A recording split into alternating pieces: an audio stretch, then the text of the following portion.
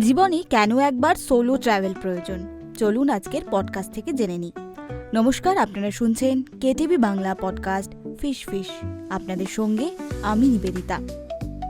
আমাদের ব্যস্ত জীবনে কাজের চাপে ঠাসা, পরিবার, বন্ধু আর অফিসের ভিড়ে আমরা অনেক সময় নিজেকেই হারিয়ে ফেলি।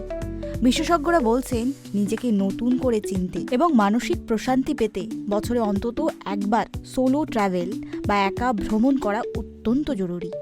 এটি কেবলমাত্র শুধু ঘুরে বেড়ানো নয়, বরং আত্মবিশ্বাসের এক নতুন পাঠ। কেন যাবেন একা ভ্রমণে, প্রশ্ন তো উঠছে। নিজের সিদ্ধান্ত নিজের হাতেই নিতে পারবেন। একা ভ্রমণে আপনিই রাজা। কখন বেরোবেন, কোথায় যাবেন, কি খাবেন, কখন বিশ্রাম নেবেন, সব আপনার মর্জির ওপর নির্ভর। এই স্বাধীনতা আপনাকে সাবলীল হতে শেখাবে, আত্মবিশ্বাস বৃদ্ধি পাবে।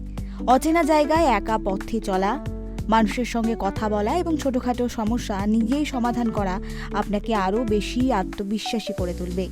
নতুন বন্ধুত্ব এবং অভিজ্ঞতা হবে।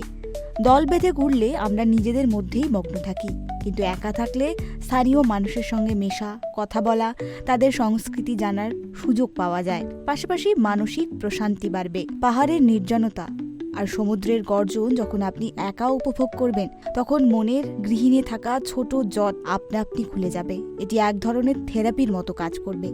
তাই জীবনে একবার হলেও সোলো ট্রাভেল করা প্রয়োজন। আজকের এই পডকাস্ট আপনাদের কেমন লাগলো অবশ্যই জানান আমাদের কমেন্ট বক্সে।